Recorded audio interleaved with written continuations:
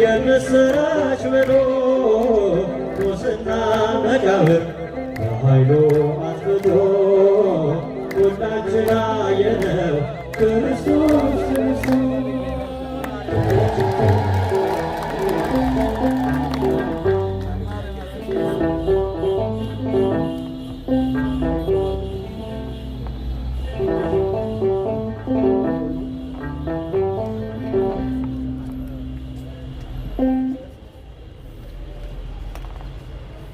ደስ አላላችሁ?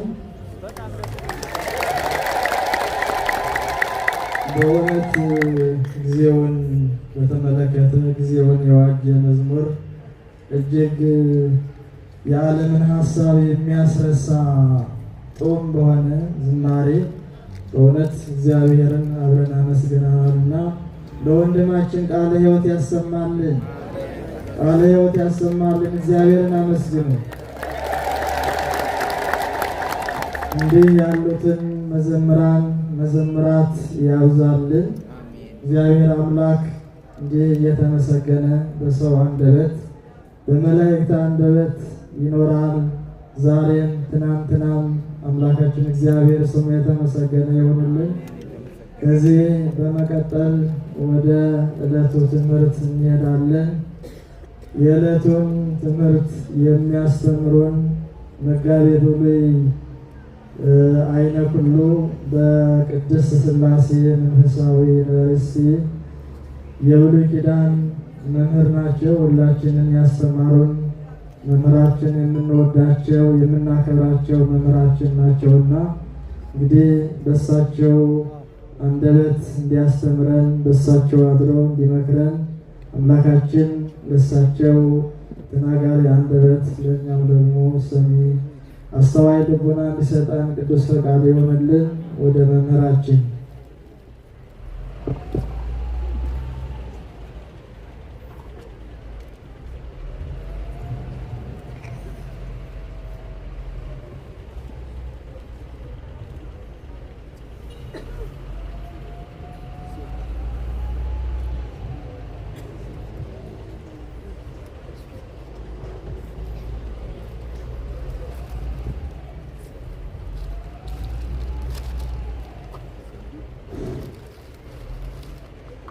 ይትባረክ እግዚአብሔር አምላከ አበዊነ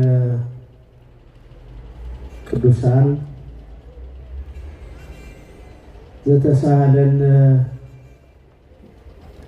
ወገብረ ለነ ምህረተ በብዝኃ ሳህሉ ወዘአቅረበነ በኃይለ መስቀሉ ከመ ንስማ ወንቁም በቃለ ወንጌሉ። የወንጌሉን ቃል ሰምተን በመስቀሉ ኃይል ወደ መቅደሱ ተስበን ቀርበን የዘላለም ማደሪያ የዘላለም የመመስገኛ ስፍራ አድርጎ በመረጣት በደሙ በዋጃትና በገዛት በቅድስት ቤተ ክርስቲያን ጸንተን እንድንኖር በምህረቱና በቸርነቱ የረዳን አባቶቻችንን ቅዱሳንን በዘመናቸው በአገልግሎታቸው ሁሉ የረዳ የቅዱሳን አምላክ አባታችን እግዚአብሔር ስሙ የተመሰገነ ይሁን። በስመ አብ ወወልድ ወመንፈስ ቅዱስ አሃዱ አምላክ አሜን። ወተዛ አዕይንቲሆሙ ከመ ኢያእምርዎ። የቅዱስ ሉቃስ ወንጌል ምዕራፍ 24 ቁጥር 16 ላይ ክቡር አባታችን ዶክተር ቆሞስ አባ ጴጥሮስ የዚህ ጥንታዊ ታሪካዊና ቅዱስ ገዳም የጽሕፈት ቤት ኃላፊና የስብከተ ወንጌል ክፍል ኃላፊ፣ ክቡራን አባቶች፣ መነኮሳት፣ ክቡራን ሊቃውንተ ቤተ ክርስቲያን፣ ካህናት አባቶቻችን፣ የወንጌል ሰባክያን መምህራነ ቤተ ክርስቲያን፣ ዲያቆናት ወንድሞች፣ የሰንበት ትምህርት ቤት አባላት፣ ወጣቶች፣ የሕያው እግዚአብሔር የልዑል አምላክ የመድኃኔ ዓለም ልጆች፣ የወላዲት አምላክ የድንግል ማርያም ወዳጆች፣ የቅዱሳን መላእክት፣ የጻድቃን፣ የሰማዕታት፣ የመንፈሳውያን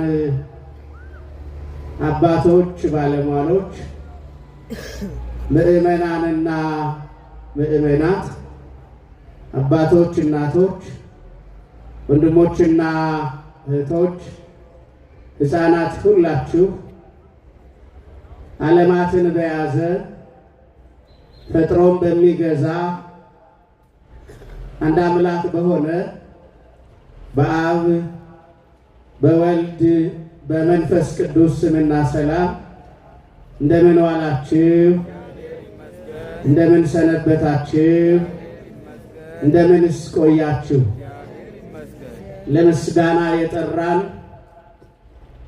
ዓመታዊ የበዓለ መድኃኔ ዓለምን መታሰቢያ በዓል ለማክበርም ዋዜማ ላይ እንድንገኝ እንድንደርስ የረዳን አባታችንና አምላካችን እግዚአብሔር በምስጋና በመቅደሱ እንድንሆን ቸርነቱንና ምሕረቱን እያሰብን ለኛ በተደረገው ቸርነትና ምሕረት ስሙን እየጠራንም እንድናመሰግነው ስለረዳንና ስለፈቀደልን ለዚህ ቀንም ስላደረሰን ክብርና ምስጋና ውዳሴና አምልኮ ገናና ቅዱስ ለሆነ ስሙ ይድረስ። ክርስቶስ ተንሥአ እሙታን አሰሮ ለሰይጣን ሰላም ኮነ። ደስታንና ሰላምን ምሕረትንና ቸርነትን ፍርድንና ቅንነትን ለአባታችን ለአዳም ያደረገ ጠላታችን ዲያብሎስን ያሰረ አባታችንን አዳምንና እኛን በኃይሉ ስልጣን የፈታ ሞትን ድል አድርጎ የተነሳ መድኃኒታችን አምላካችን ጌታችን የዘላለም ንጉሳችን መድኃኔ ዓለም ክርስቶስ ለብርሃነ ትንሣኤውም ስላደረሰን በልዩ ሁኔታ ለምናከብረው ለዚህ ለበዓለ መድኃኔ ዓለም ዋዜማም እንድንደርስ ስለረዳን በድጋሜ ስሙ የተመሰገነ ይሁን። ለትምህርታችን መነሻ የሚሆነን ኃይለ ቃል በሉቃስ ወንጌል ምዕራፍ 24 ቁጥር 16 ላይ እንዲህ ተብሎ የተመዘገበው ይሆናል። ወተህዛ አዕይንቲሆሙ ከመ ኢያእምርዎ፣ ነገር ግን እንዳያውቁት ዓይኖቻቸው ተይዘው ነበር ይላል። ለትምህርታችን መነሻ የምንወስደው ከዚህ ኃይለ ቃል ወይም አረፍተ ነገር ነው። እንዳያውቁት ዓይኖቻቸው ተይዘው ነበር የሚለውን መነሻ ኃይለ ቃል ለትምህርታችን ርዕስና መሪ ቃል አድርገን እንጠቀመዋለን። በዚህ ኃይለ ቃል በፊታችሁ ቆሜ ወደ እናንተ ላደርስ የእግዚአብሔር ቃል የሚያሳስበኝና የሚጋብዘኝ እነዚህን አራት ዋና ነጥቦችን ነው። የመጀመሪያው እንዳያውቁት የተባለ መታወቅ ሲገባው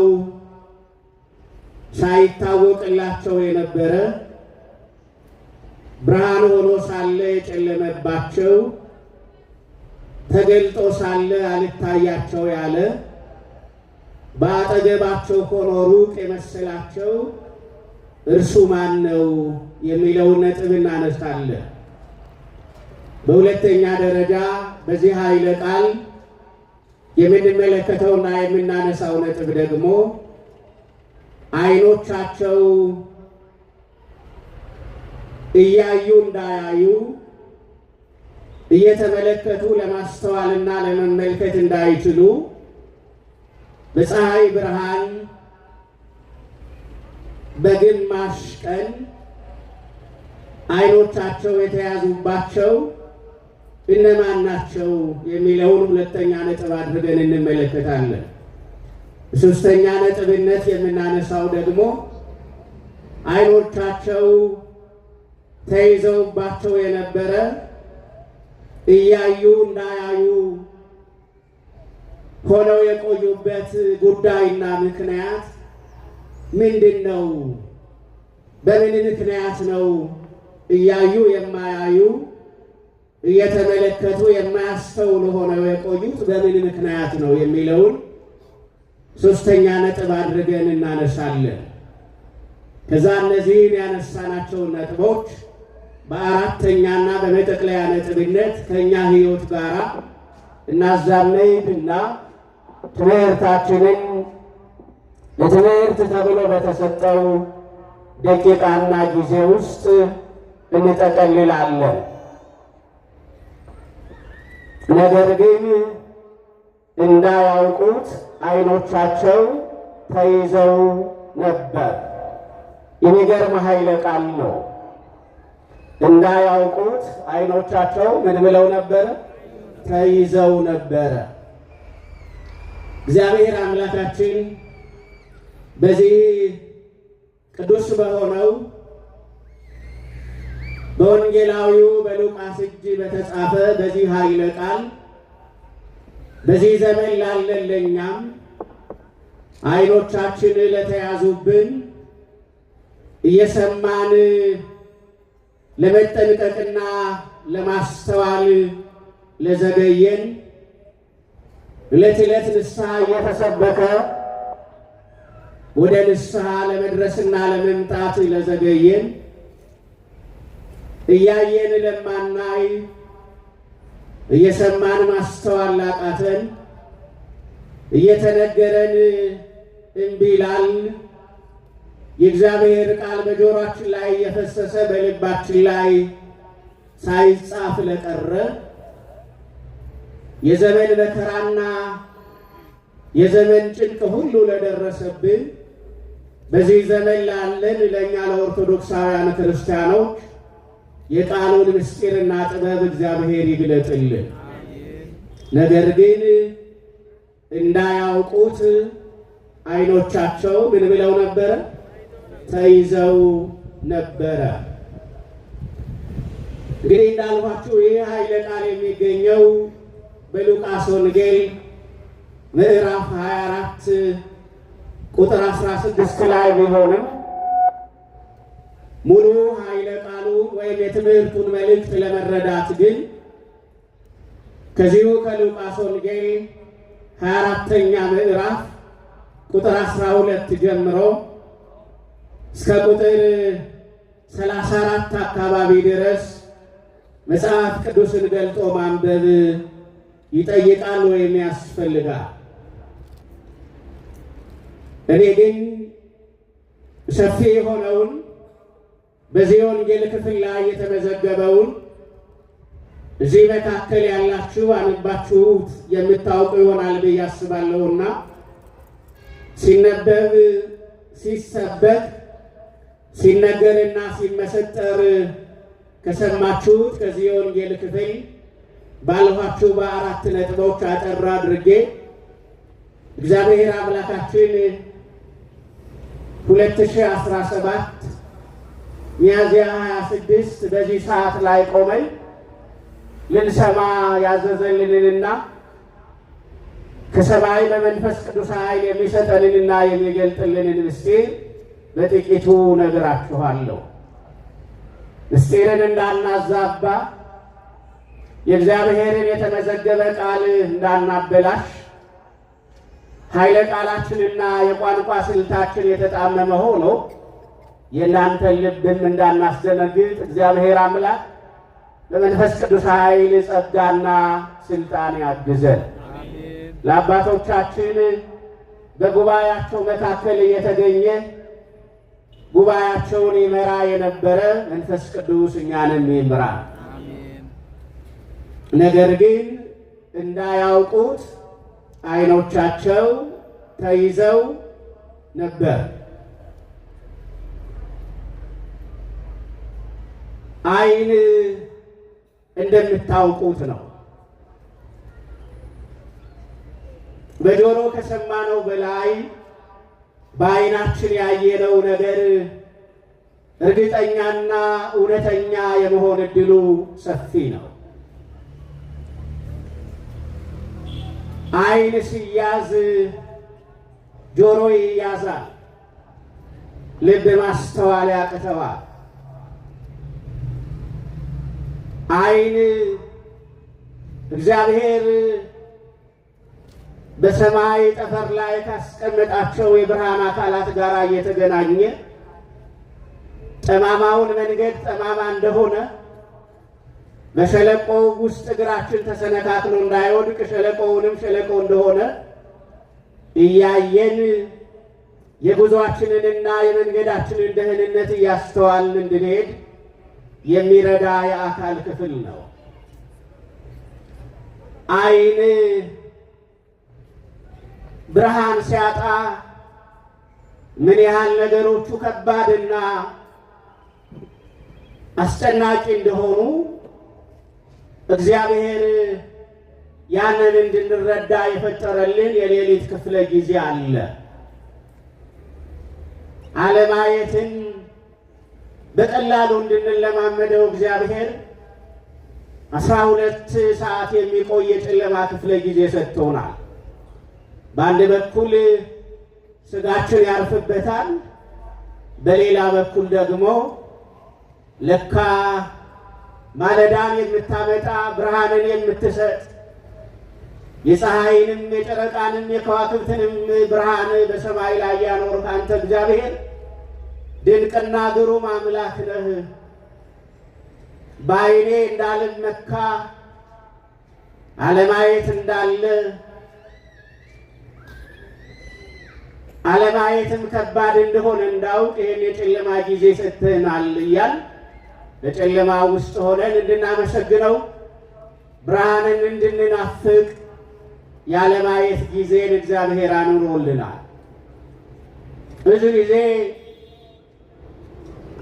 የቀኑ ብርሃን ወደ ማታ ወደ ጨለማ ሲዘቀዘቅ ልባችን ምን ያህል ፍርሃት እንደሚለው በጊዜ ወደ ቤታችንና ወደ ማደሪያችን ለመሰብሰብ ምን ያህል እንደምንታደፍ ሁላችሁ ታውቃላችሁ። ያለ ብርሃን ሜዳው የሚያስፈራ ነው። ያለ ብርሃን ቀን ካልሆነ ወንድማችሁ ጠላት ሆኖ አውሬ ሆኖ ያለቻችሁን ጥቂት ነገር ከኪሳችሁ ከቦርሳችሁ ለመንጠቅ አውሬ ሲሆን የምታዩበት ክፍለ ጊዜ ስለሆነ ወደ ቤታችን እንሮጣለን እና ዓይን ሲያዝ ብዙ ነገር ይጋረዳል። ዓይን ሲያዝ በልጅ መታለል ጭምር ያጋጥማል። በዚህ በኦሪት ዘፍጥረት በምዕራፍ 27 ቁጥር 1 ጀምሮ ስታነቡ ለአብርሃም የተሰጠውን ተስፋ ከአባቱ ከአብርሃም የተቀበለውን የይስሐቅን ታሪክ ተመዝግቦ ታገኙታላችሁ። ይስሐቅ አባቱ አብርሃም ያመለከውን እግዚአብሔርን እያመለከ በምድር ላይ ተመላልሶ በዕድሜና በዘመን አረጀ፣ ሸመገለ። በሽምግልናውና በእርጅናው ወቅት ደግሞ የማይቀረው አንዱ ነገር ወታምጋ አዕይንቲሁ ለይስሐቅ የሚለው ቃል ነው። የይስሐቅም ዓይኖቹ ከማየት ፈዘዙ ይላል። ምን ከማለት ፈዘዙ? ከማየት ፈዘዙ ይላል። እርጅና ይዟቸው ከሚመጡ ነገሮች መካከል አንዱ የዓይን መፍዘዝ እንደሆነ ብዙዎቻችን እናውቃለን። እና ይስሐቅ ዓይኑ ለማየት ወደ እሱ የሚመጡ ሰዎችን በዓይኑ አይቶ ለመለየት በማይችልበት ዓይኑ በተያዘበት በፈዘዘበት በዚያ ጊዜ ልጁን ኤሳውን ታላቁን በአንድ ቀን ከወንድሙ ከያዕቆብ ጋር በመወለድ የቀደመውን ኤሳውን ጠራና ልጄ ኤሳው ጉልበቴ እየደከመ ነው፣ ዘመኔም እያለቀ ነው፣ ዓይኖቼም እንደምታያቸው ተይዘዋል። መቼ እንደምሞትና ወደ መቃብር እንደምወርድ አላውቅምና ጥቂት የምበላው ነገር ይዘህልኝ ናና ሳልሞት ልባርክህ አለ። የጥንት አባቶች ሲሞቱ ልጆቻቸውን ረግመው አይሞቱ። ለልጆቻቸው በረከት አስተላልፈው ነው የዚህን ምድር ጉዟቸውን ዘመናቸውን ያጠናቅቁ የነበረ እና ኤሳው የአባቱን ትእዛዝ ሰምቶ ወጣ። ኤሳው ምግብ ያመጣ የነበረው የሚታደኑ እንስሳት ወደሚገኙበት የማደኛ ስፍራ ሄዶ ስለነበረ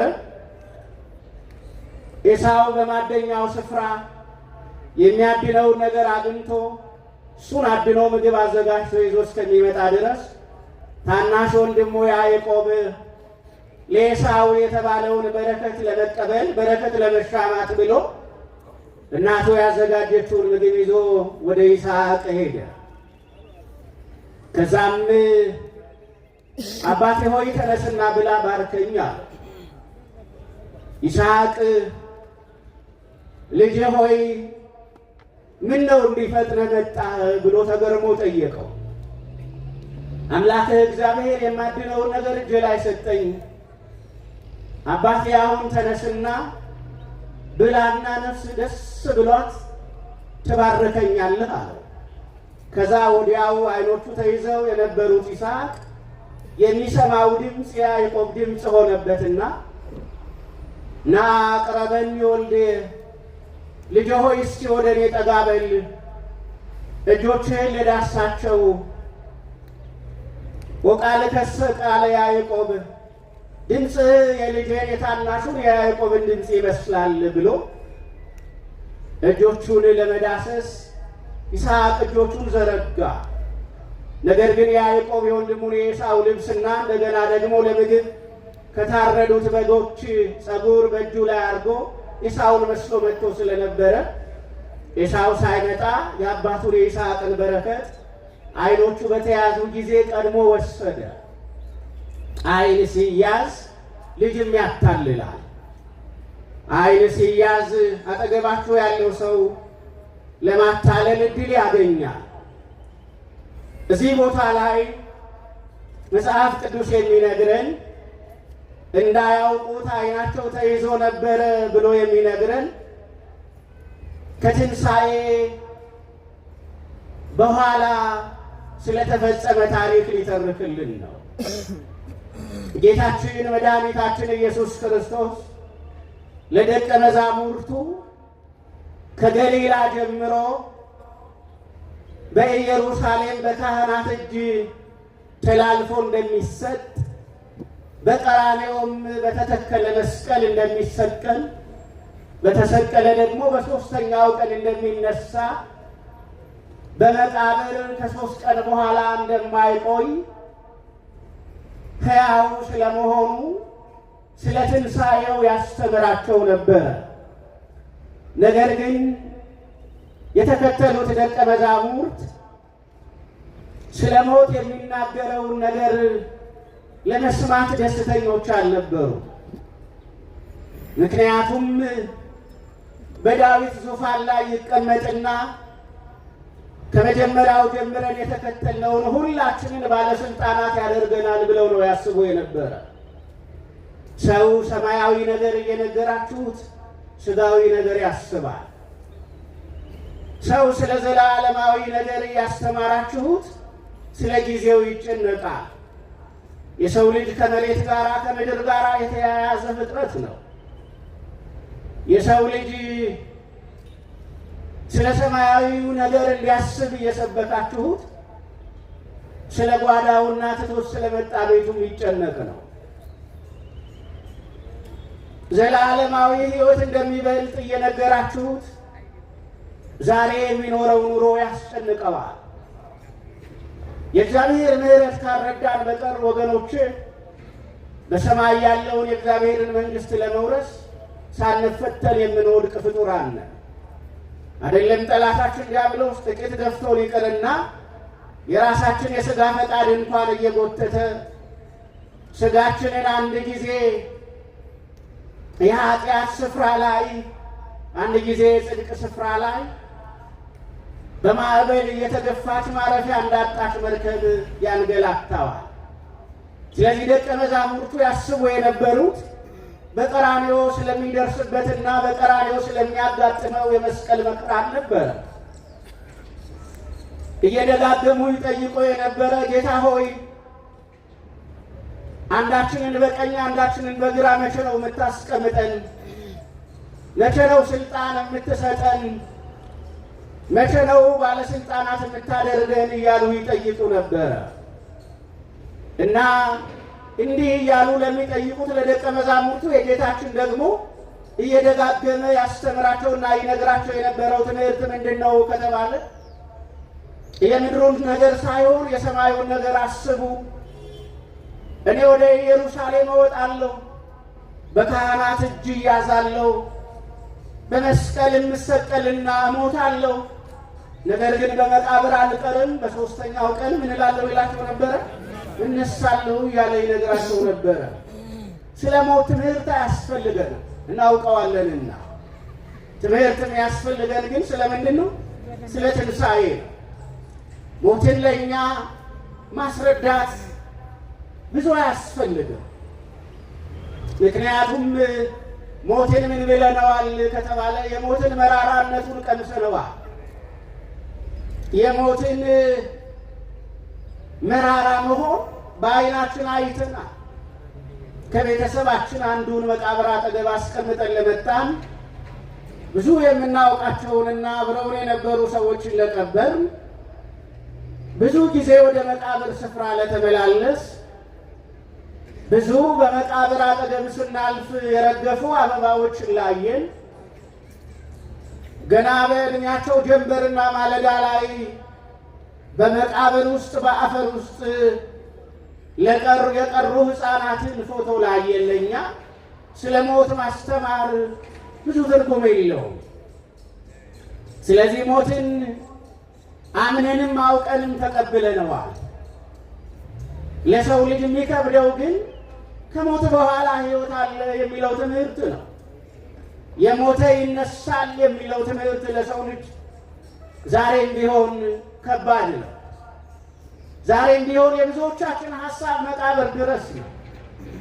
ከመቃብር በኋላ ነፍሳችን በእግዚአብሔር እጅ ላይ ስለመሆን ስላለመሆኗ ብዙ አንጨነቅም። ከመቃብር በኋላ የነፍሳችን መዳረሻ ገነት ይሁን ሲሆን ብዙ የማያስጨንቃቸው ሰዎች አሉ እና የሰው ልጅ ብዙ ጊዜ የሚጨነቀው እስከ መቃብሩ ድረስ ነው። ስለዚህ ደቀ መዛሙርቱ ይሰሙ የነበረው ያውቁ የነበረው የሞተ ሰው እንደ ሞተ ሲቀር እንጂ ሲነሳ አይደለም። ስለዚህ ጌታችን መድኃኒታችን ኢየሱስ ክርስቶስ እየደጋገመ ስለ ሞቱ ብቻ ሳይሆን ስለ ትንሣኤውም ይነግራቸው ነበረ። በመስቀል ስለሚፈጽመው ወይም በመስቀል ላይ ስለሚሆነው ሞት ብቻ ሳይሆን ከ3 ቀን በኋላ መቃብር ክፈቱልኝ፣ መግነዝ ፍቱልኝ ሳይል ሕያው ሆኖ በመካከላቸው እንደሚታይ ያስተምራቸው ነበረ። እነዚህ ደቀ መዛሙርት በዕለተ ዓርብ ጌታን በመስቀል ላይ አዩት።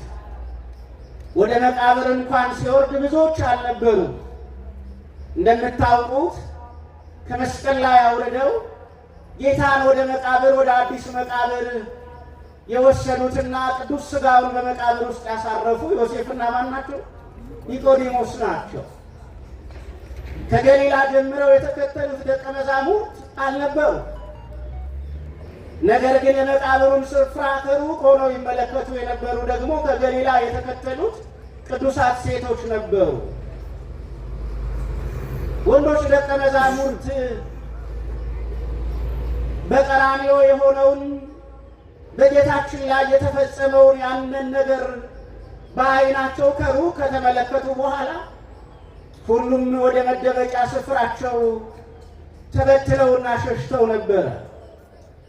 ጌታችን ወደ መቃብር ሲወርድ ዮሴፍና ኒቆዲሞስ ናቸው። ከሩቅ ይመለከቱ የነበሩ ደግሞ ማርያም መግደላዊትን ጨምሮ እናቱን ወላዲተ አምላክን ጨምሮ ከገሊላ የተከተሉት ሴቶች ናቸው። ነገር ግን ጌታችን ገና በገሊላ ሳለ እንዳለውና እንደተናገረው ወደ መቃብር በወረደ በሦስተኛው ቀን ከሙታን መካከል ተለይቶ ጌታ ተነሳ።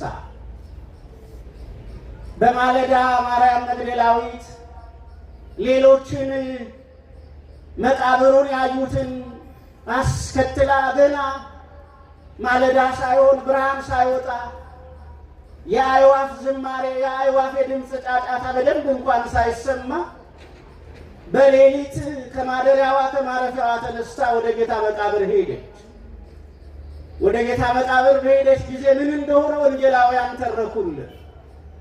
መቃብሩን ባዶውን አገኘችው ነው የሚለው። ምኑን አገኘችው? መቃብሩ ባዶ ነበረ። መቃብሩ ባዶ ነበረ። በስንተኛው ቀን? በሦስተኛው ቀን። ቅድም እንዳልኋችሁ በሦስተኛው ቀን በመቃብር ይገኛል የተባለው ጌታ በመቃብር አልነበረም። ምክንያቱ ደግሞ በመቃብር ይገኛል የተባለው ጌታ እንደተናገረ በስንተኛው ቀን ስለተነሳ? በሦስተኛው ቀን ሞትን ድል አድርጎ ስለተነሳ፣ ሙስና መቃብርን አሸንፎ ስለተነሳ፣ ሞታችንንና መቃብራችንን ድል አድርጎ ሕያው ስለሆነ ክብር ምስጋና ለገናና ስሙ ይሁንና፣ ስለዚህ አልነበረ፣ ባዶውን አገኘ። ከዛ ማርያም መግደላዊት በመቃብሩ አጠገብ ቆማ መቃብሩ ባዶ የሆነበት ምስጢር ስላልገባት ሥጋው የተሰረቀ ጌታን የሚጠሉ በመስቀል ላይ የሰቀሉት ሰዎች አሁን ደግሞ ከመቃብር ሥጋውን ሰርቀው እንደወሰዱት አስባ ማልቀስ ጀመረች። እንባዋ ይፈስ ጀመረ። እንባዋ በመቃብሩ አጠገብ እየፈሰሰ ሳለ ሁለት ነጫጭ ልብስ የለበሱ መላእክት አንዱ በጌታ መቃብር ራስጌ ወይም በራስ በኩል አንዱ ደግሞ በግርጌ በኩል ለማርያም መግደላዊት ተገለጡላት። እግዚአብሔር ይመስገን። ጨለማው በብርሃን ሊገፈፍ በፊቷ ላይ የነበረው ጥቁሩ እንባ በደስታ ሊሞላ ነጫጭ የለበሱ ሁለት መላእክት ታዩአት። እናንተ ሴቶች በዚህ ለምን ቆማችኋል? ኢየሱስን እንደምትፈልጉ እናውቃለን። ነገር ግን እርሱ በዚህ የለም። ስለዚህ ሕያውን በሙታን መካከል ምን አትበሉት አሏቸው፣ አትፈልጉት። እንደተናገረው እርሱ ምን ብሏል? ተነስቷል የሚል የምስራች ቃል ተሰማ። እግዚአብሔር ይመስገን ወገኖች። የእኛ የክርስቲያኖች የምስራች ቃል ምን ብሏል የሚለው ነው። ምን ብሏል የሚለው ነው። ጌታ ምን ብሏል? ጌታ ተነስቷል። የምስራች ቃላችን፣ የሞት መውጊያችን፣ የደስታ ቃላችን ጌታ ምን ብሏል? ጌታ ተነስቷል ነው። መድኃኔዓለም ተነስቷል። ዝም ብላችሁ አስቡት እስኪ ወገኖች። ትንሣኤ ባይሆን ባይኖር ኖሮ ክርስትና ይኖራል? ክርስትና ይኖራል? አይኖርም ነበረ። ስለዚህ የክርስቲያኖች የሁልጊዜም ዝማሬ፣ ደስታ፣ የሁልጊዜም እልልታ ጌታ ምን ብሏል የሚለው እንደተናገረ ጌታ ምን ብሏል? ተነስቷል። በሙታን መካከል ማን የለም? ሕያው የሆነው ክርስቶስ የለም የሚለው።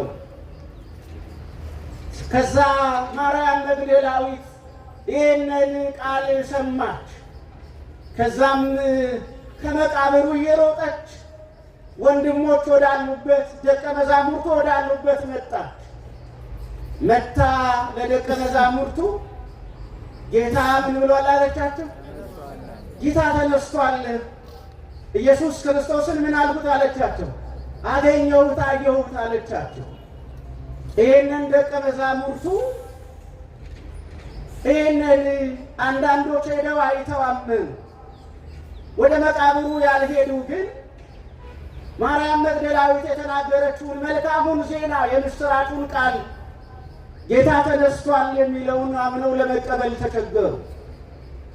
ከነዛ ከተቸገሩት መካከል 2 ደቀ መዛሙርት ነበሩ። አንደኛው ቀለዮጳ ይባላል፣ እዚሁ ጋር ስሙ ተጠቅሷል። ሁለተኛው አካውን ይባል እና እነዚህ 2 ደቀ መዛሙርት ማርያም መግደላዊት ይዛው የመጣችውን ሐዋርያው ቅዱስ ጴጥሮስና የጌታ ወዳጅ ወንጌላዊው ዮሐንስ ሄደው ያረጋገጡትን መላእክት የተናገሩትን ራሱ መድኃኔዓለም ኢየሱስ ክርስቶስ ለማርያም መግደላዊት መታየቱ አምነው ለመቀበል ተቸገሩ። ስለዚህ እነዚህ ዓይናቸው ተይዞ የነበሩ ሰዎች 2 ደቀ መዛሙርት ናቸው። አምነው ለመቀበል ተቸገሩ።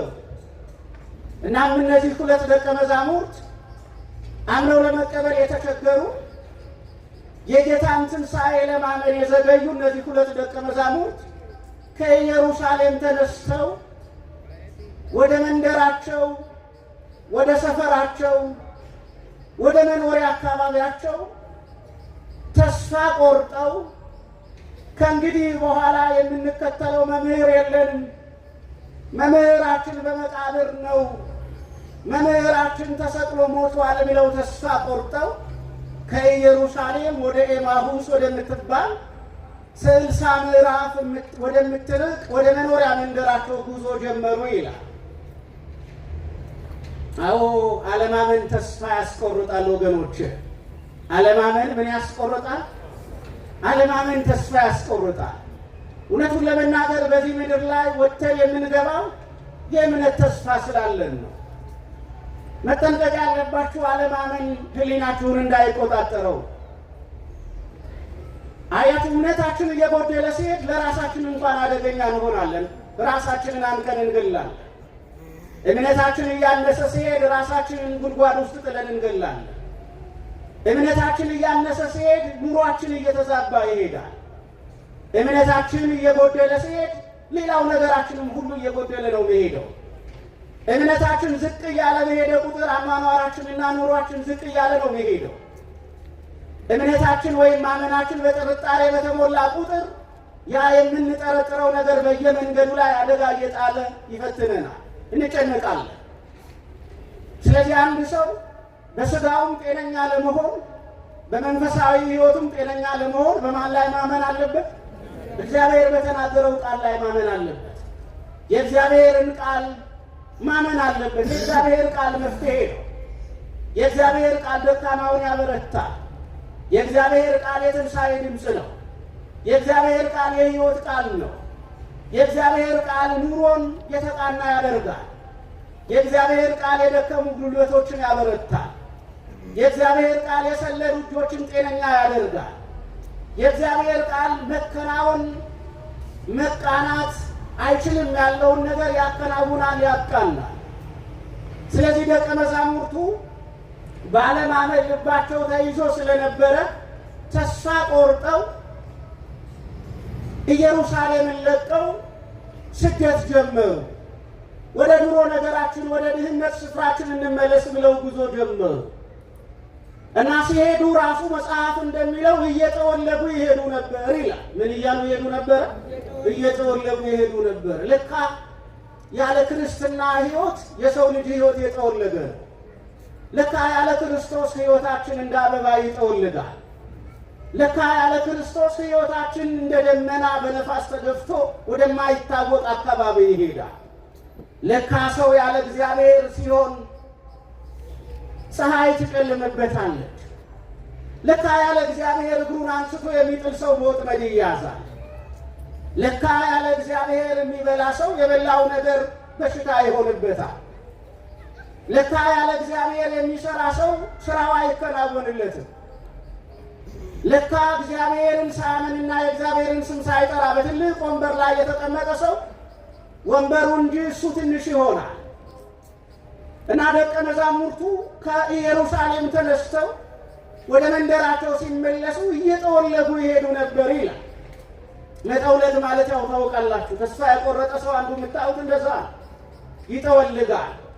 ሰውነቱ ይወላገዳል፣ አንገቱ ወደ መሬት ይደፋል፣ ከንፈሩ ያራል፣ ፊቱ ይጠቁራል፣ ዓይኑ የዝንብ መቀመጫ ይሆናል።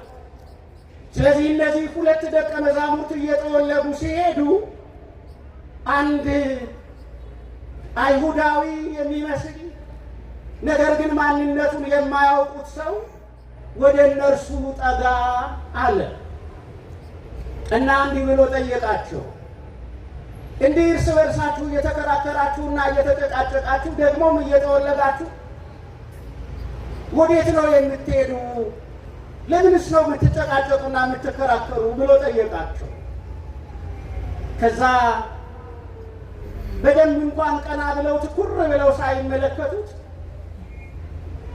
እርስ በርሳቸው ይጨቃጨቁና ይከራከሩ ስለነበረ ጠውልገው ስለነበረ እና በደንብ እንኳን ብለው ትኩር ብለው እንኳን ሳይመለከቱት አንተ በዚህ ከተማ እንግዳ ነህ ሆይ አሉት። አንተ በዚህ ከተማ እንግዳ ነህ ሆይ፣ አንተ በዚህ ከተማ እንግዳ ነህ ሆይ የሚባለው ግን ማን ይመስላችኋል? ወንጌል ማን ነው ያለ? እንግዳ እየተባለ እዚህ ጋር በሁለቱ ደቀ መዛሙርት የሚጠራው እርሱ ማን ነው? የትንሣኤ ጌታ መድኃኔዓለም ኢየሱስ ክርስቶስ። ክብር ምስጋና ለተቀደሰ ስሙ ይሁን። ለካ ስንጠወልግ፣ ለካ ስንክደው፣ ለካ አለማመን ነፍሳችንን ሲወራት፣ ለካ ክርክር በነፍሳችን ውስጥ ሲበዛ ስንጨነቅ፣ ለካ እግዚአብሔር ለምን በእኔ ጉዳይ ትከራከራላችሁ ብሎ ርቆ አይቆምም። ለምን በእኔ ጉዳይ ጥርጣሬ ገባችሁ ብሎ ለካ እግዚአብሔር ርቆ አይቆምም። ለምን ስሜን በከንቱና በክፉ ታነሱታላችሁ? በመቃብር ውስጥ ቀርቷል፣ ሥጋውም ተሰርቋል እያላችሁ ለምን ታሙኛላችሁ? አስቀድሜ ነግራችሁ አልነበረ? የነገርኳችሁ ለምን አታስታውሱም? ብሎ ለካ እግዚአብሔር ርቆ ቆሞ እኛን ተስፋ እንድንቆርጥ እንድንጠወልግ እየተጨቃጨቅንና እየተከራከርን እንድንኖር ለካ እግዚአብሔር አይተውን እና እንዲከራከሩ ወደ ነበሩት እንግዳ መስሎ ወደ እነርሱ ጠጋ ያለው በአጠገባቸው ምንድን ነው የሚያስጨንቃችሁ ብሎ የጠየቃቸው የድንግል ልጅ መድኃኔዓለም ኢየሱስ ክርስቶስ ነው። ስሙ የተመሰገነ የሆነ ወገኖች እሱ ነው። አያችሁ፣ እንድታስተውሉ ነው የምፈልገው ወገኖች። ስንጨነቅ ማን ባጠገባችን ይገኛል? ስንጨነቅ ማን ባጠገባችን ይገኛል? በእውነትና በእምነት ነው የምትናገሩት ቃል፣ በእውነትና በእምነት ነው። ስንጨነቅ ማን ነው ባጠገባችን የሚገኘው? እግዚአብሔር ባጠገባችን ይገኛል። የሚያስጨንቅ ነገር ሲመጣ አይታችሁ ከሆነ ወዳጅ እንኳን ስልክ ያጠፋል። ለምን እንደሆነ አላውቅም። የሚያስጨንቅ ነገር ሲመጣ የትዳር አጋራችሁ እንኳን የእናንተን ጭንቀት ላለመካፈል ከቤት ወጥቶ ይሄዳል። የሚያስጨንቅ ነገር ሲመጣ ልጃችሁ እንኳን ፊቱን ያዞራል። የሚያስጨንቅ ነገር ሲመጣ በጣም የጥብቅ ጓደኛችሁና ወንድማችሁ ነፍሴ በነፍስ ታስራለች ያላችሁ ሰው እንኳን የታሰረችውን ነፍሱን ፈቶ ይጠፋባችኋል። የሚያስጨንቅ ነገር፣ የከበደ ነገር እጅግ በጣም እንደ ብረት ቀንበር እላያችሁ ላይ ትከሻችሁ ላይ ሲጫን የማይርቅና በአጠገባችን ሆኖ ቀንበራችንን የሚሰብር እርሱ ማን ነው? እርሱ ማን ነው? መድኃኔዓለም ክርስቶስ። ስሙ ይመስገን። እስኪ አመስግኑት ወገኖች፣ መድኃኔዓለም ክርስቶስ። ስለዚህ ምን ያስጨንቃችኋል ብሎ ሲጠይቅ አንተ እንግዳ ነህ ሆይ አለ። እንዲያውም የትርጓሜ መጽሐፋችን አንተኑ ነግዳ ለኢየሩሳሌም፣ የኢየሩሳሌም እንግዳ አንተ ነህ ሆይ አልሰማህም እንዴ? በዚህ ሳምንት ውስጥ በኢየሩሳሌም የተደረገውን ነገር አልሰማህም ወይ? ታላቅ ነቢይ በምድራችን ተነስቶ ነበር አሉ። አያችሁ፣ ታላቅ ምን አሉ? ታላቅ ነቢይ አሉ። ሙታንን ሲያነሳ አንተ የሕያው እግዚአብሔር ልጅ እያሉ ሲመሰክሩ የነበሩት አሁን እዚህ ቦታ ላይ ታላቅ ምን አሉ? ታላቅ ነቢይ አሉ። ሰማይንና ምድርን የፈጠረውን ጌታ ቀዳማዊውን ቃል ግራ ተጋብተው ባለማመን ተይዘው ስለነበረ በመካከላችን ታላቅ ነቢይ ተነስቶ ነበረ። ለእስራኤል ሁሉ ቤዛ ይሆናል ብለን አስበን ነበረ። ነገር ግን አባቶቻችን በመስቀል ተሰቅሎ እንዲሞት ወሰኑ እና በመስቀል ተሰቅሎ ሞተ፣ ወደ መቃብርም ወረደ። ነገር ግን አንዳንዶች ከኛ አጠገብ ወደ መቃብሩ የሄዱ ግን ሕያው ነው ተነስቷል የሚል የመላእክትን ድምፅ ሰማን ብለው መጥተው ነገሩን አሉ። ለካ እነዚህ ሰዎች ተነስቷል የሚለውን ድምፅ ምን ብለዋል? ሰምተዋል፣ ግን አላመኑ። ያለማመናቸው ዋናው ምክንያት ግን ዓይናቸው ምን ብሎ ስለነበረ አለ መጽሐፍ ተይዞ ስለነበረ ነው የሚለው። ዓይናቸው ተይዞ ስለነበረ አላመኑም፣ አላወቁትም ማን እንደሆነ። ከዛ መድኃኔዓለም ኢየሱስ ክርስቶስ ከመጀመሪያው ጀምሮ ከሕግ መጻሕፍትና ከነቢያት ከመዝሙራት ስለሱ የተጻፈውን እያንዳንዱን ቃል እያነሳ አብራራላቸው። ይኸው እዚህ ቦታ ላይ ይነሳል ተብሎ ተጽፏል፣ እዚህ ቦታም ላይ ይነሳል ተብሎ ተጽፏል። እዚህም ጋር እኮ ይኸው ዳዊት እንዲህ ብሏል፣ እግዚአብሔር እንደሚነሳ ተናግሯል። እዚህ ቦታ ይኸው ሙሴ እንዲህ ጽፏል፣ ኢሳይያስ እንዲህ ብሏል፣ ኤርምያስ እንዲህ ብሏል እያለ ነገራቸው። እንዲህ የነገራቸው እያስተማራቸው ልባቸው እየተቃጠለ 60 ምዕራፍ አለቀ። ኤማሁስ ደረሱ። ኤማሁስ ሲደርሱ ፀሐይ እየጠለቀች ቀኑ እየመሸ ነበር ይላል። ከዛ ኤማሁስ ሲደርሱ ከነርሱ እየተለየ እየራቀ ከነሱ ጋር አብሮ እንደማያድር አብሮ እንደማይሆን ከነርሱ እየተለየ ሲመጣ ጌታ ሆይ አሉት፣ ወዴት ትሄዳለህ? ቀኑ መሽቷል፣ ጨለማ እየመጣ ነው። እባክህን ጌታ ከኛ ጋር ምን በላል? ከኛ ጋር እደር አሉት። ከኛ ጋር እደር ሲሉት አይ ከእናንተ ጋር አላድርም አይደለም ያለ። አብሯቸው ወደሚያድሩበት ቤት ምን አለ? ገባ። ከዛ በሚያድሩበት ቤት የሚበላ ነገር ቀረበ። ያንን የሚበላውን ነገር ባረከላቸው። የሚበላውን ነገር ባርኮላቸው መብላት ሲጀምሩ ወዲያው ዓይናቸው ተገለጠ ወይም ተከፈተ ይላል። ጌታ እንደሆነም አወቁት ይላል። እንዴት ይደነቁ ይሆን እነዚያ ሰዎች! ከኢየሩሳሌም ጀምሮ አብሯቸው የነበረ በመቃብር ውስጥ ነው እያሉ ያስቡት የነበረ ጌታ መሆኑን ዓይናቸው ተገለጠ። ዓይናቸው ተይዞ ነበረ። አሁን ደግሞ ዓይናቸው ምን አለ? ዓይናቸው ተከፈተ። ዛሬ የኤማሁስ ሰዎች በእኛ ዘመን አሉ። የኤማሁስ መንገደኞች በእኛ ዘመን አሉ። ዓይናቸው ምን ያለባቸው? ዓይናቸው የተያዘባቸው፣ የጌታችንን ክብር ማወቅ ያቃታቸው፣ የመድኃኔዓለምን የመስቀል ላይ ፍቅር መረዳት ያቃታቸው፣ ለእኛ ለሰው ልጆች የተከፈለውን የቤዛነት ዋጋ መረዳት ያቃታቸው፣ መድኃኔዓለም ለእኛ ከሰማያት ወደ ምድር እንደመጣ የማይረዱ ዓይናቸው የተያዘባቸው ሰዎች አሉ። ዓይንን እያየ እንዳያይ የሚያደርጉ ምክንያቶች ብዙ ናቸው። አንደኛው ቅድም ያነሳሁላችሁ አለማመን ነው። አለማመን ጠንቅ ነው ወገኖች። ሁለተኛው ዓይን እያየ የማያደርገው ደግሞ ልማድ ነው። ልማድ ትልቅ ገመድ ነው። ልማድ በጣም ከባድ ገመድ ነው። እነዚህ ሰዎች ሰው ሞቶ ሲቀር ነው እንጂ ሲነሳ አይተው አያውቁ። እነዚህ የኤማሁስ መንገደኞች ሰው በመቃብር ውስጥ እንዳለ ነው እንጂ ከመቃብር ተነስቶ አይተው አያውቁ። ስለዚህ በዓይናቸው አይተው የማያውቁ ስለሆነ ሰው ሲነሳ፣ ሰው ከመቃብር ሲወጣ፣ የሞተ ሰው ተመልሶ ሲመጣ አይተው የማያውቁ ስለነበረ ጌታችን መድኃኒታችን ኢየሱስ ክርስቶስ ማን እንደሆነ ባለማወቃቸው ምክንያት ልማድ ዓይናቸውን እንደ ጥቁር ጨርቅ ጋርዷቸው በጨርቅ እንደተጠቀለሉ ሰዎች ዓይናቸው ተይዞ መቃብር ክፈቱልኝ፣ መግነዝ ፍቱልኝ ሳይል የተነሳውን መድኃኔዓለምን በመቃብር ውስጥ ያልነበረውን ሕያው ጌታ እሱን ለማወቅ ዘገዩ እና በዚህ ዘመንም እጅግ በጣም ብዙ ሰዎች አንዳንዶች ባለማመን ምክንያት ዓይናቸው ተይዘዋል። ይሄ ያለንበት የእኛ ዘመን ግራ አጋቢ ነው። ሁሉን ነገር እንድትጠራጠሩት ያደርጋችኋል። በጣም ግራ አጋቢ ዘመን ነው ወገኖቼ። ልጃችሁን ሳይቀር እንድትጠራጠሩት፣ ትዳራችሁን እንዳታምኑት፣ የሥራ ባልደረባችሁንና ጓደኛችሁን እንዳታምኑት፣ አጠገባችሁ የቆመውን ሰው ሁሉ በጥርጣሬ እንድታዩት የሚያደርግ ዘመን ነው። ይህ ዘመን ከባድ የጨለማ ዘመን ነው። ይህንን ዘመን ማምለጥ የምንችለው ማን ከኛ ጋር ሲሄድ ነው? እግዚአብሔር ከኛ ጋር ጉዞ ሲጀምር ነው። ብቻችንን ከሄድን እንጠወልጋለን። ብቻችንን ከሄድን ጭንቀታችን ይገለናል። ብቻችንን ከሆን ሐዘናችን ይበረታል። ለብቻችን ከቆምን ወገኖቼ ነፋስ ገፍቶ ይጥለናል። ለብቻችን ከሆን ሰይጣን እኛ ድረስ መምጣት አያስፈልገውም። እኛ ራሳችንን እንወድቃለን። እግዚአብሔር አብሮን ከሄደ ግን የሚጥለናለን።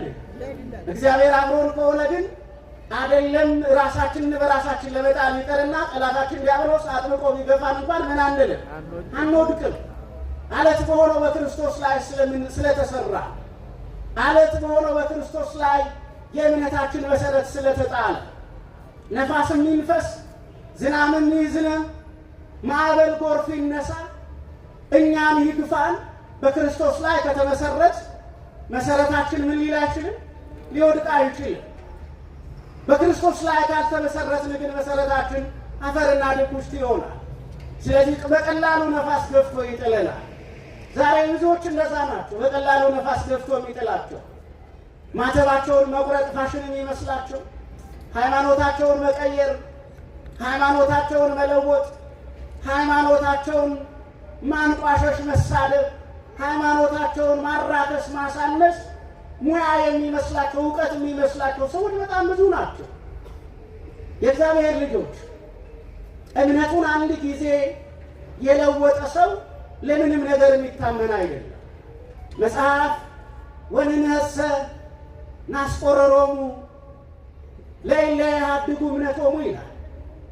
እምነታቸውን የሚተዉትን፣ ሃይማኖታቸውን የሚለውጡትን፣ ለእግዚአብሔር የማይታመኑትን፣ ሃይማኖታቸውን የሚቀይሩትን ሰዎች እኛ እንጸየፋለን ነው የሚለው። ስለዚህ አንድ ሰው አንድ ጊዜ እምነቱን ከቀየረ እየደጋገመ አቋሙንም እምነቱንም ምን እያለ ነው የሚለው? እየቀየረ ነው የሚለው። ሃይማኖት እንዲህ በተራ አይለወጥም።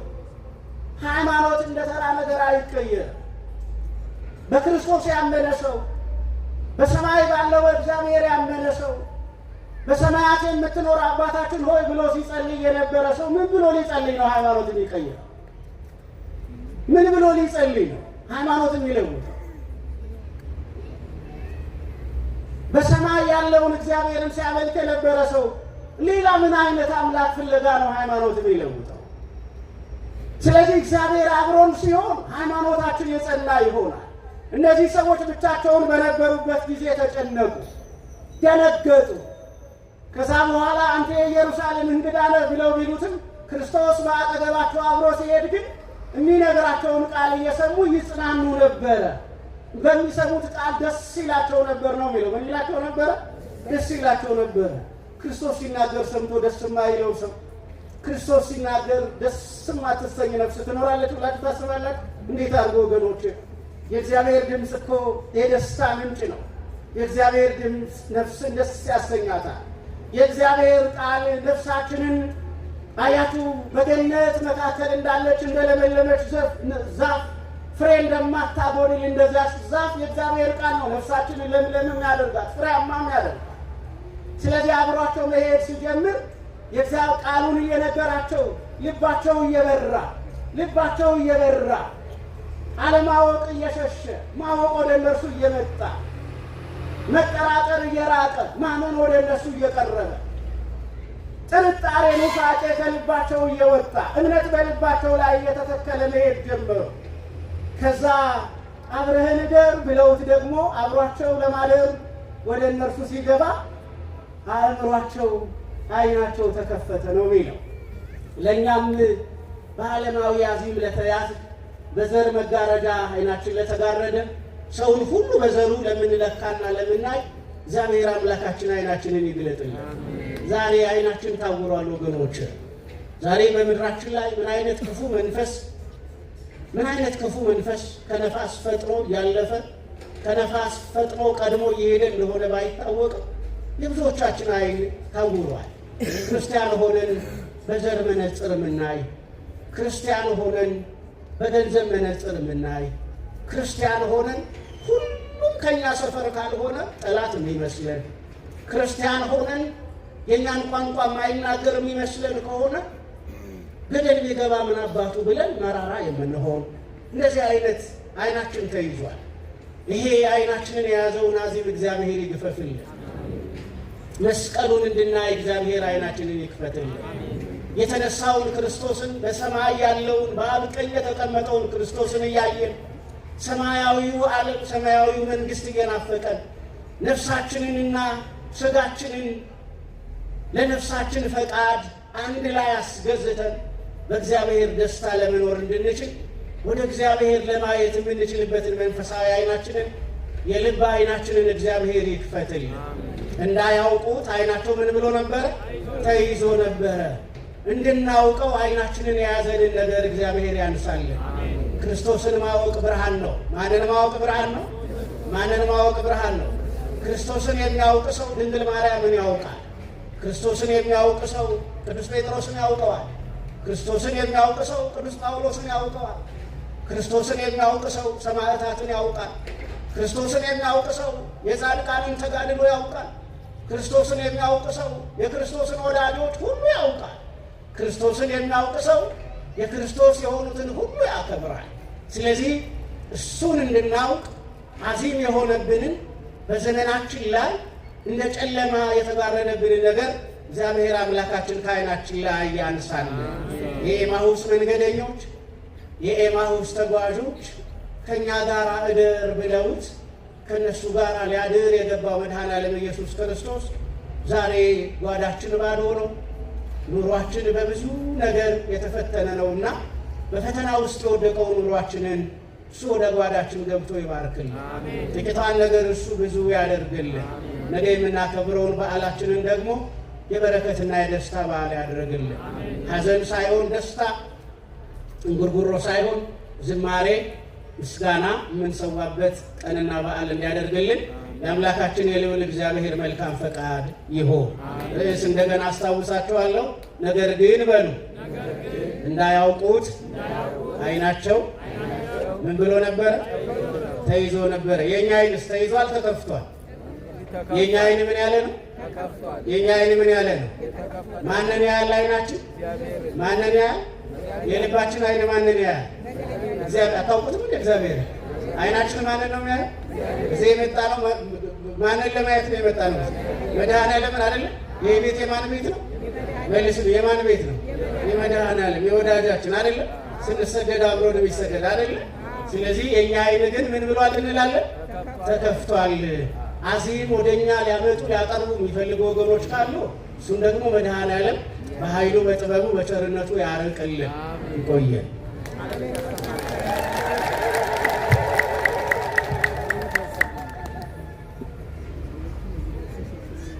ወደ